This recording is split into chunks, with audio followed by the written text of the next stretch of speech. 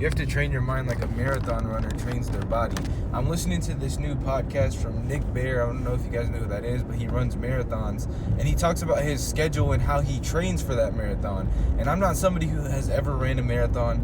I do plan on running a marathon sometime in my life, but not in the near future. But the point being is, why did I wanted to listen to this is because I saw the fact that he talks about how he trained, and not only that, he talks about the physical journey and the mental journey that he goes through when he's training. Because if you don't know how hard a marathon is, it's a very, very grueling task, and it's very, very hard. Right? 26.2 miles is a very difficult thing to do. The most I've ever ran is maybe 6 to 10 miles, right? So thinking about things like that, when you're preparing for things like that, you have to get your mental ready. You have to get your body ready. You have to get all aspects ready. So I wanted to see what that type of journey would look like, right? And he even talks about things like the taper, which I had no idea about.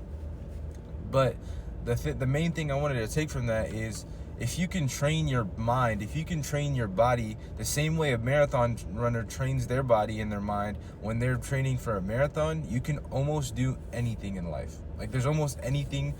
There's nothing that can hold you back at that point, because the way they train and the way they think is beyond what you really realistically need to think in order to be great, right? Because a lot of the things they do is they go further than you need to go.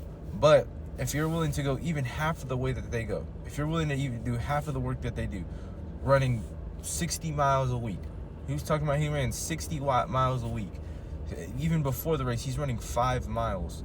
Like, in his taper, which is insane, right? If you can think like that, if you can train like a marathon runner, set the goal, then create the plan, and then follow the plan, I promise you will get almost anything you want in life.